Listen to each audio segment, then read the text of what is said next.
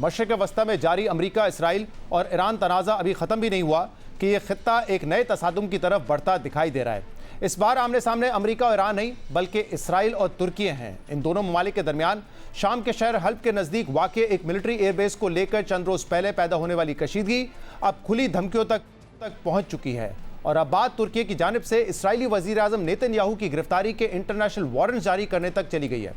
तुर्की और इसराइल के ताल्लुकात वैसे तो कई बरसों से मुसलसल तनाव का शिकार हैं, लेकिन 7 अक्टूबर 2023 के बाद से गजा में जारी इसराइली बर्बरियत, शाम में साबिक सदर बशार अल असद की हुकूमत के खात्मे और मौजूदा शामी सदर अहमद अल शरा की हुकूमत कायम होने के बाद से दोनों ममालिक के ताल्लुकात में नुमाया कशीदगी आई है।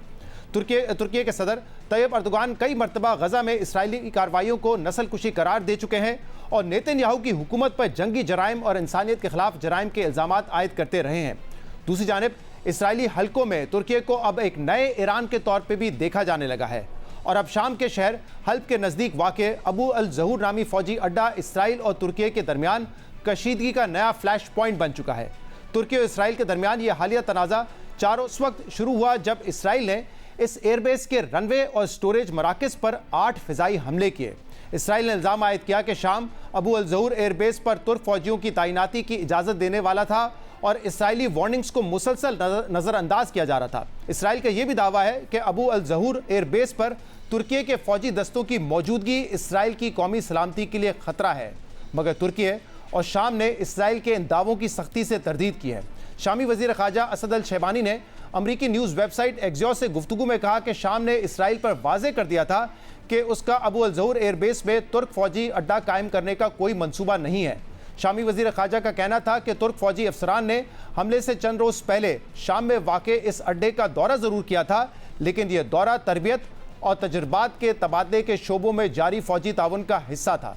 जबकि तुर्की के वज़ीर दिफ़ा ने भी इसराइल के दावों की तरदीद करते हुए कहा है कि हमले से पहले या हमले के वक्त कोई तुर्क फ़ौजी वफ़द इस अड्डे पर मौजूद नहीं था। इस पूरे मामले की सबसे दिलचस्प बात यह है कि रॉयटर्स ने भी 2 रोज़ पहले ज़राए के हवाले से खबर दी थी कि शाम में तुर्की के फ़ौजी दस्तों की तैनाती के मामले पर 14 अगस्त को शाम के वज़ीर ख़ारजा असद अल शैबानी और इसराइली खुफिया एजेंसी मोसाद के दरमियान एक गैर मामूली टेलीफोनिक गुफ्तगू हुई थी, जिसके चंद रोज़ बाद इसराइल ने इस एयरबेस पर हमला कर दिया।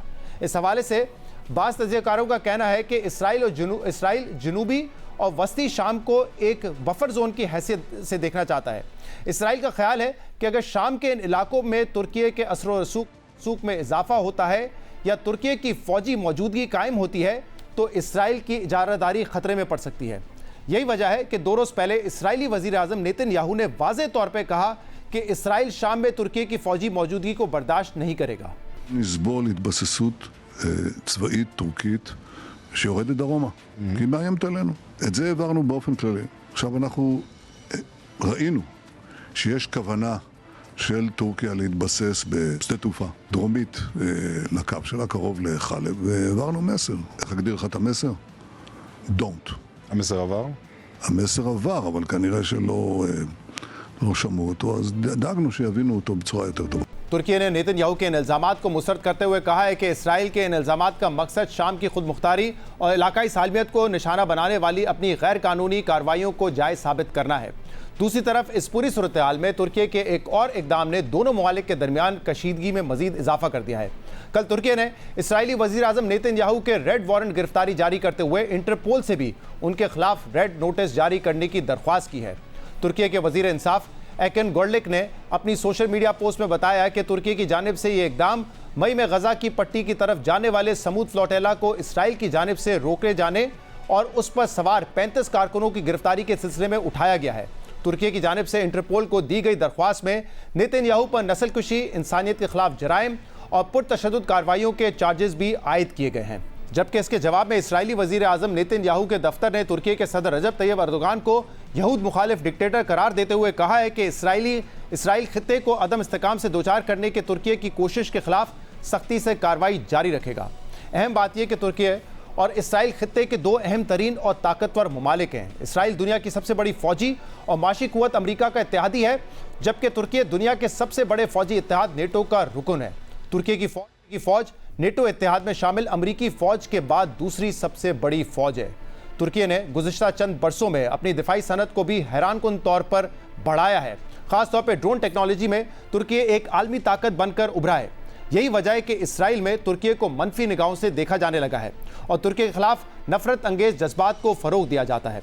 17 फरवरी 2026 को इसराइल के साबिक वजीर आजम नेफ्तली बेनेट ने तुर्की को इसराइल के लिए एक नया ईरान करार देते हुए कहा था कि तुर्की जिस तरह से शाम समेत मशरिक़ वुस्ता में अपना असर व रसूख बढ़ा रहा है, ये इसराइल के लिए एक वार्निंग है। Turkey is the new Iran.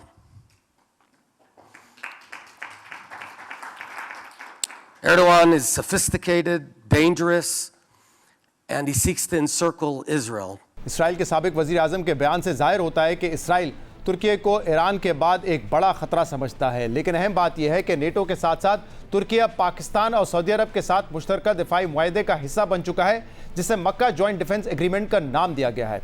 इस मुआहदे के तहत भी नेटो के आर्टिकल 5 की तरह किसी एक मुल्क पर हमला मुआहदे में शामिल तीनों ममालिक पर हमला तस्वुर किया जाएगा। यही वजह है कि इसराइल में इस मुआहदे को भी इंतहाई मनफी अंदाज में देखा गया है। इस मुआहदे के बाद इसराइली एग्रीकल्चरल मिनिस्टर एवी डिचर ने अपने बयान में कहा था कि पाकिस्तान, सऊदी अरब और तुर्की के दरमियान इत्तेहाद इसराइल के लिए एक इंतहाई मुश्किल सुन्नी इत्तेहाद है और ऐसा लगता है कि मिस्र भी इस इत्तेहाद में शामिल हो जाएगा। נרקמת ברית חדשה, שאני לא יודע לומר שהיא נגד ישראל, אבל בוודאי ברית מסובכת לנו. פקיסטן, סעודיה, טורקיה, זו ברית סונית מאוד מאוד בעייתית למדינת ישראל. מצרים ככל הנראה תצטרף לברית הזו, וזה כיוון אחר. זה מחייב אותנו להיות מאוד מאוד זהירים. פקיסטן היא מדינה עם נשק גרעיני, ואנחנו צריכים בנושא הזה לעמוד על המשמר. זה רק מחזק. तो सवाल यह है कि क्या इसराइल तुर्की के खिलाफ कोई फौजी महाज खोलने का हौसला करेगा या ये झगड़ा सिर्फ शाम तक ही महदूद रहेगा? और अगर तुर्की और इसराइल के दरमियान कोई डायरेक्ट कन्फ्रंटेशन होती है तो अमेरिका और नेटो किस तरह रिएक्ट करेंगे और पाकिस्तान और सऊदी अरब के दिफाई मुआहदे पर इसका क्या असर होगा? यही वो सवाल है जिसका जवाब आने वाले दिनों में मशरिक़ वस्ता के नए ताकत के तवाज़ुन का फैसला कर सकता है।